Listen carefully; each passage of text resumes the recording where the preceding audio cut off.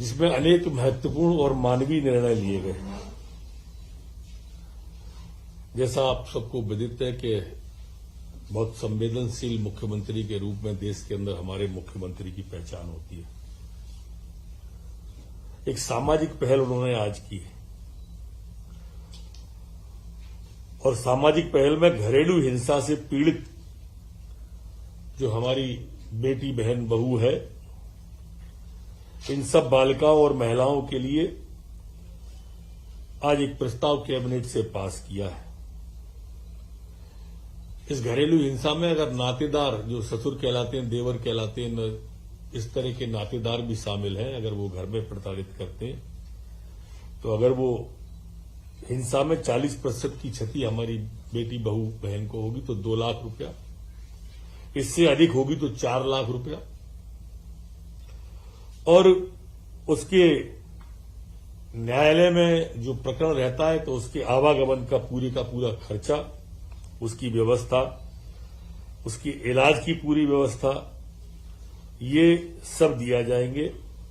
और इसके लिए हमारे यहां पर कलेक्टर को अधीन आवेदन पत्र देंगे। पुलिस अधीक्षक, सीएमएचओ, स्वास्थ्य और महिला बाल विकास अधिकारी ये इस व्यवस्था को देखेंगे। दूसरा जो महत्वपूर्ण निर्णय है वो नगरीय क्षेत्रों के अंदर, जैसा पहले आपने मुख्यमंत्री भू आवासीय योजना देखी होगी, कमोबेश वही नगरीय क्षेत्रों में शासकीय भूमि के धारकों को धारणाधिकार लेने का अधिकार दिया गया है। यहां मैं यह खोलना चाहता हूं कि जिस मकान में वो रहते हैं, अगर उसमें उनकी वो दुकान भी चलती है तो उस जो दुकान है उसका भी अधिकार, उसको धारण करने का अधिकार इस नए नियम के अंदर दिया जाएगा। इसमें जो गांव की आबादी की भूमि में रहने वाले लोग हैं और उनके पास में स्वामित्व का दस्तावेज नहीं है, इसके कारण से उन्हें बैंक में लोन लेने की और अलग अलग प्रकार की अनेक कठिनाइयां होती हैं। इस कठिनाई को दूर करने के लिए 22 सितंबर 2020 में भी एक आया था, एक 24 सितंबर में आया था, और उनके क्रियान्वयन में भी अब भूखंड का आवासीय, व्यावसायिक, वाणिज्यिक मिश्रित उपयोग किया अगर वो व्यक्ति कर रहा है तो उसे प्रीमियम और भूभाटक की गणना आवासीय योजना अनुसार व्यावसायिक, वाणिज्यिक उपयोग वाले भाग पर आवासीय दर का 120% प्रीमियम और आवासीय भूभाटक देने के बाद उसे दिया जाएगा। और इसमें पट्टे के क्षेत्रफल को भी पृथक से अलग से लिखा जाएगा।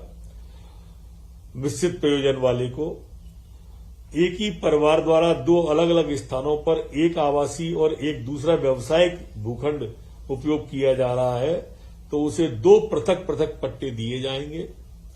एक परिवार को केवल एक बार ही लाभ दिया जाने का इसमें निर्णय लिया है।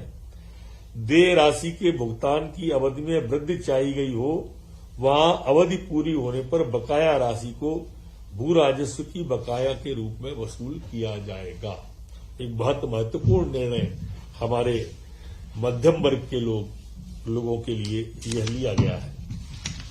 इसी तरह से आज विमुक्त घुमक्कड़ और अर्ध घुमक्कड़ जनजाति कल्याण विभाग का नाम बदलकर घुमंतु और अर्ध घुमंतु जनजाति विभाग करने का भी निर्णय आज मध्य प्रदेश की कैबिनेट के द्वारा लिया गया है।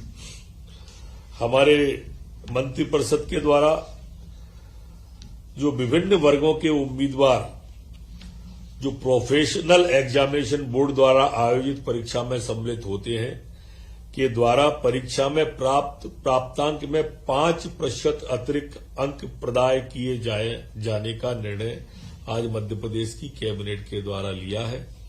और इन वर्गों के लिए अधिकतम आयु सीमा 55 वर्ष निर्धारित करने वाला भी निर्णय लिया गया है। ये मैं और इस खोलना चाहूंगा इसे। ये वो लोग हैं जो हमारे अलग अलग विभागों में काम करते हैं और परीक्षा देते हैं। हमारी शासकीय सेवा में है और वो अपनी परीक्षाएं देती हैं, उन वर्गों के लिए है।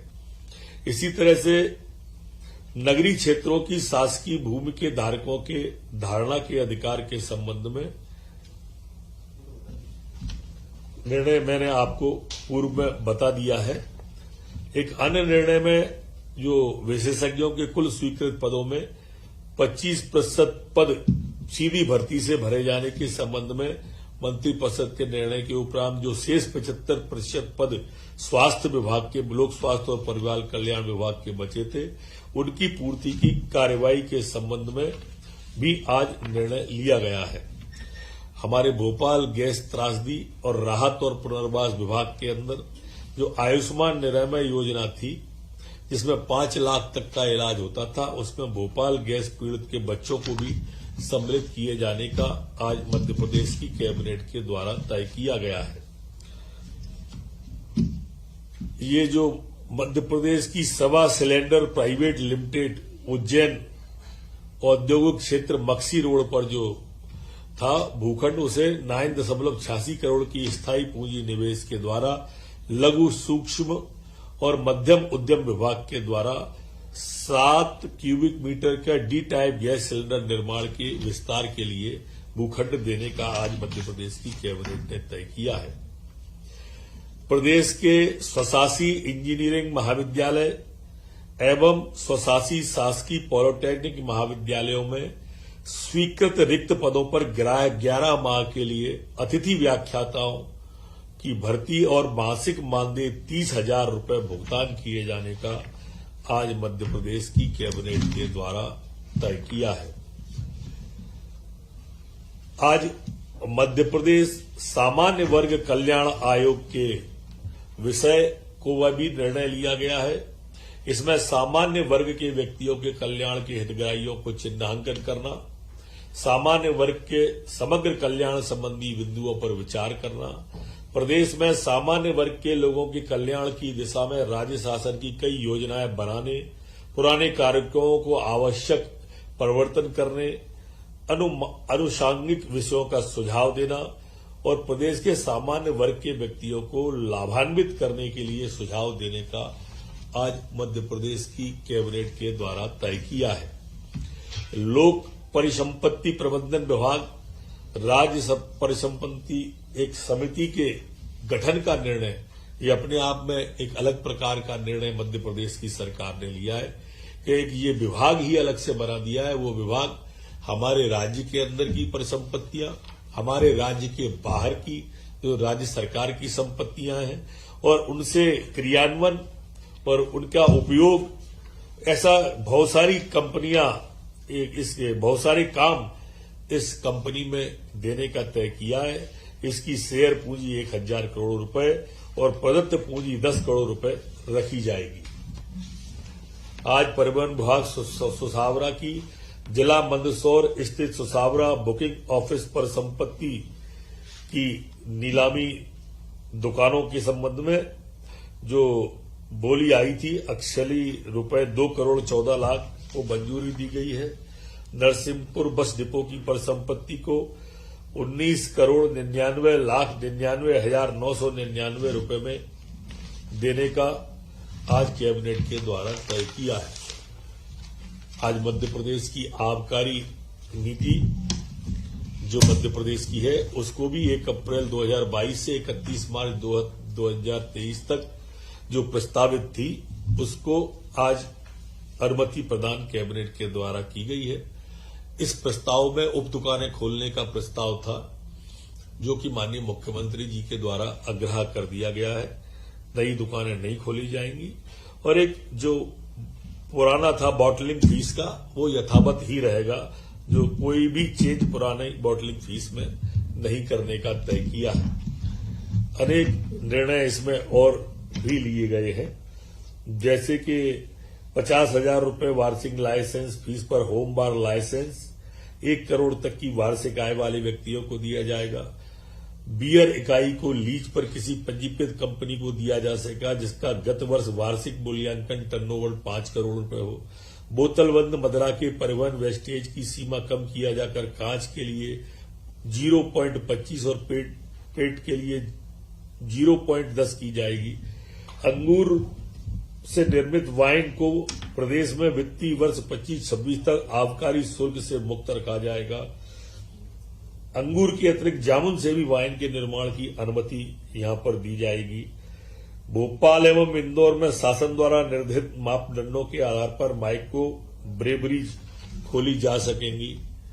ऐसे अनेक सुझाव हैं जो लिखित में अभी आप सबको इस विभाग के द्वारा दे दिए जाएंगे। कब की गई है?